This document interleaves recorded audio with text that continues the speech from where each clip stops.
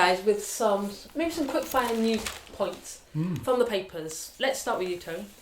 I was just quickly going through the Sunday Express, and this sort of amused me. Headline of the Queen's millions tied up in art and stamps. The Queen is worth £300 million, but is asset rich and cash poor. Which just made me chuckle slightly. Wow. You know, to go on to that same story, right? You've got to remember that the royal family, the Queen's family, we're not talking about been around 30 years or 50 years. 1066, that's when they can tell you their start of their involvement in this country. Yeah. So from 1066 to 1966 is 900 years. And in 900 years... Quick calculation. It's a gift, sis. In 900 years, they've accumulated £300 million worth of assets. Not having it. Oh, I see. I get your point now. You see? People, when you die, your parents die, you inherit what they give you. Could be a house, could be whatever. That's a normal person. This is the biggest family in the country. Been around 900 years. Look at every state visit they go on, what people give them. You imagine what they're worth. You're a man with numbers. What would you more estimate it at? Somebody guesstimated it in a magazine a few years ago. This is about 6-7 years ago. They guesstimated it at 1.7 trillion. Yes. Wow. Trillion. And I believe that. There you are. I totally believe that. And the reason being is, they have got that many assets. Oh, yeah. It is unbelievable. The only people I'd probably put close to them is the Rothschilds. Yes. Yes. Who own more palaces and more places than the royal family. But that doesn't mean the royal family are short of places. No. But you also made a good point though, Cal, about the actual thing in our pockets. Yes, I mean, how can they have a lack of money when the Queen's face is on every single note in my pocket? Of course. So, do you know what I mean? And remember, right, there was that song that was sung during the height of the British Empire. Rule Britannia. Britannia rules the waves. We shall never ever be slaves. So, and there's also a saying that they made, right, was that the sun never sets on the empire, which means as it's going down in Britain, it's going up in Australia. They owned all that. You don't own all that and we're worth 300 mil. They ain't having that. People own areas of London, the Duke of Westminster is worth billions. Yeah, and he owns 75% of Westminster, and that's what he rents out. And he's worth an extortionate amount of money. So that's just nonsense. Media propaganda rubbish. Rubbish. Can I just say, what you mean the media are telling us a lie? It's hard to believe, bro. No? Bro. They work in the same office as the Tooth Fairy and Santa Claus. They're all in it Satan together. Claus. Yes. Right, the front page of The Independent, this one got my attention. So Cameron is to get his own TV show because because he's kind of been scared of the election, scared of going on a debate for the election, they want to give him his own time. What do you think? He's got it already. It's called the BBC. You know, British Broadcasting Cameron. That's what it stands for. Yes, that's right. You know, brilliant. It's a gift, sis. Let's move on. Thank you. Well, there's a short story that took place a few days ago. There's a guy who was a former Royal Marine from Barnsley area, went to fight with the Kurds against the Islamic State. First British person to die. And I remember when he died and everything, the media didn't actually say anything about him being radicalised because he's gone out there to fight. You have a brown face and you go out there to fight on Islamic State's banners, you're called radicalised. If you fight against them, you're okay. Now, what was interesting about this story was this. He had a very good friend in Nottingham that works in an art gallery. And within hours of his death being announced, Sky rang up the girl in Nottingham at this art gallery that most people would never have known that she was connected to this guy as friends, and rang her up and says, would you like to talk about him and etc, etc. Now that tells you how did Sky know? How did Sky know? They're not paying police officers again, are they? Well, I wouldn't even say that. And I'm not even going to say allegedly no, because we all know they've been paying police officers. Exactly, but don't tweet it, bro, because you'll probably get sent off like him. You know? How is that? So you're telling me Twitter's involved in it as well now? Well... Oh, bro, you're breaking my bubble. You see, the problem you've got, you see, is that they all work together. And back in the day, right, if you didn't work alongside with the propaganda machine, you was classed as being against it, right? But the truth of the matter is, you don't have to agree. What's that saying? I think the Americans have said, you're either with us or against Yeah, us. well, that's what Bush famously said. Exactly, didn't which he? is absolute nonsense. She didn't by any chance tweet or put something on Facebook regarding this? I don't know. Because actually that's a story you had, Cal, about Apple and Google spying on us for however long, a decade, with This is- slightly freakish security laws. Yeah, this is absolutely. I actually couldn't believe this when I read this. Yeah, apparently there's been a, for want of a better word, a backdoor to every operating system, which has been in place. The only people that actually stopped it was the US, but because there's something to do with the way that they export products out, they have to then take that encryption off. And I'll tell you what it's called. It's researchers have. I know it's.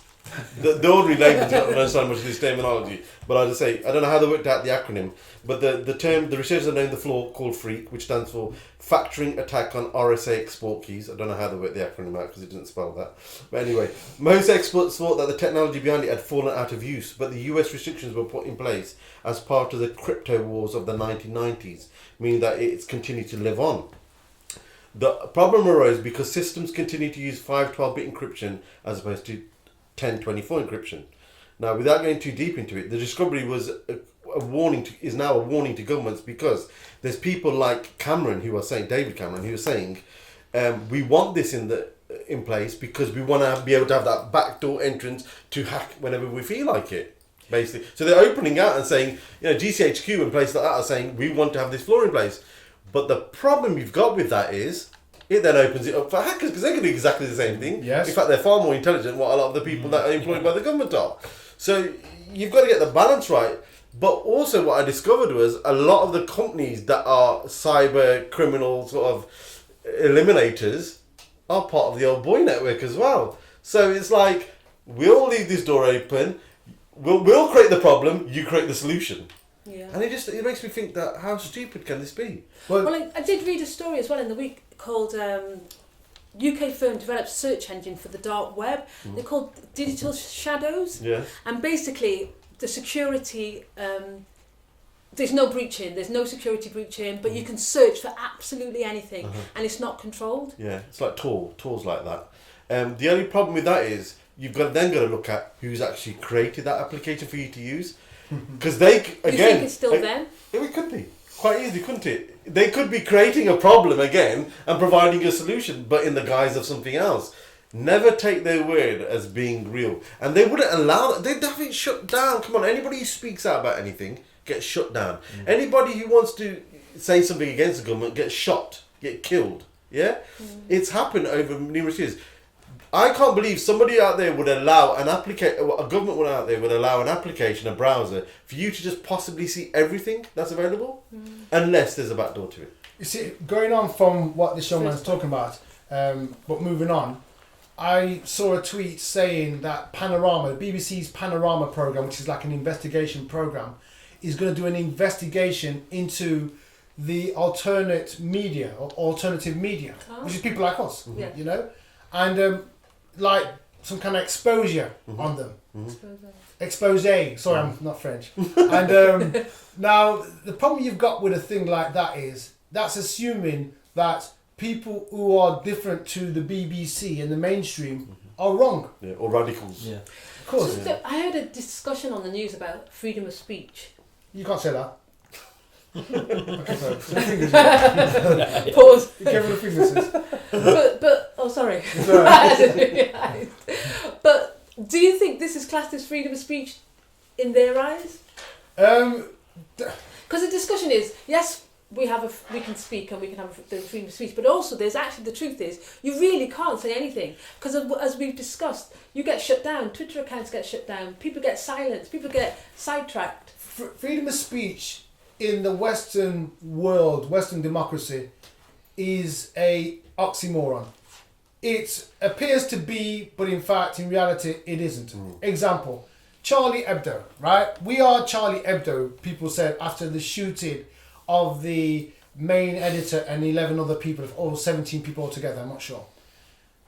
When you see the footage that they show you on telly of the policeman being shot in the head, they tell you he's been shot in the head, but you don't see the shooting in the head. But we all believe it, and then it started a movement. Then you've got on this, in the same France, you've got a man, that comedian, his name I can't remember, but the one that started off the Quinnell, the salute, right? Now, that's it. Sorry, that's fascism. Yeah. That one. Yeah. Okay. So remember, that's Nazism, that's fascism. This is the Quinnell. This is anti-establishment. It's a different thing. We're going to get locked up for doing it. Anti-fascism. That's the one, right? But anti-Zionism. That's right. Now, when he does that, the government is trying to stop him from the actual comedian who started all that. The government in France are trying to stop him from publicly performing. Yeah. So we're talking about freedom of speech. That means you should be able to say whatever you like as long as you don't offend nobody. But the Charlie Hebdo magazine was offending people. Yes. It was offending 1 billion people. We're not about a minority. We're talking about 1 billion people he was offending. So really and truly, when this man, Charlie Hebdo, free speech, no problem. When the comedian does it, they want to ban him. He has 2 million, 3 million followers who support him. So he's got an opinion that people like to hear too. Freedom of speech needs to be defined. We need to understand, what does it mean to be free to speak? If I turn around to you and said, you're a typical female woman, is that me being complimentary or being insulting? Depends what I think of woman. It depends what you think. You see? Yeah. So freedom of speech 9 times out of 10 is based on the thoughts of the person receiving what you're hearing. If I turn around and says, you probably could turn around and say, he said, I love you. I said, elephant juice. Again, it's to do with how you understand what you're hearing. If you... Sorry, go on. No, please. I don't know if we could go there because we haven't really discussed it, but let's take, for example, the dress. The thing that went viral last week. Did you see all that? I heard about it, but I don't understand it. Yeah, I think what they were trying to say is just the way our brains process things and the perception of what happened, the perception of what you see, and the power that they have to show us what they want to. Well, I think it was only yesterday some of the members of ZeN were part and supporting International Women's Day in Derby. Yeah. At the same time they're doing that, you've got a racist party protest happening at the same time. Now, here's the thing. They both have the opportunity to express themselves freely, but one isn't protected and the other one is. And so that's what we've got to understand. It's not about freedom of speech to say what you like. You have to be respectful in your freedom of speech. You can't just disrespect. Whether people like Muhammad or Islam, that isn't the point. You can't disrespect it because you have the power to. Yeah. It's like whether I like people of colour or not. I cannot disrespect. If I like people who choose to be involved in same sex, I cannot disrespect based on the fact that I have the power to do. We have to learn to be respectful in this crazy mixed up world. And let's remember, if we allow them to control what we think and say, then we are not human, we're puppets. We have to be mindful, we're born for a reason and we're bought with a price. So we mustn't be afraid of actually saying what we really believe in. Do I think the Charlie Hebdo thing is a thing that people should be supporting? Nonsense. Why? Because it wasn't about freedom of expression, because it spoke about the Muslims, but when one of their own spoke about Judaism and put it down, he was fired. Yes, he was. So it's not about it. They are respecting what they're respecting. And the final thing about that same subject matter, who owns Charlie Hebdo? Rothschilds. You see? So once you start to see and look at the spider's web, there's a line in the film Blade, and one of the vampires turns around and says to Blade, who does God favour in the spider's web? The fly or the spider? Implying that the one with the might has God on their side. Not true. God seeks the defenceless, those who've been attacked for no reason. He's supporting them too. And freedom of speech is not necessarily what they say, because they use it to keep people like us and the other people on Twitter who are saying something quiet. They think by taking us off Twitter, we stop talking. No. God didn't give us a mouth to speak just on Twitter or just on an email. He gave us a mouth to speak by cupping your hands together on the street side. No matter what they say, if it's the truth, you've got to say it.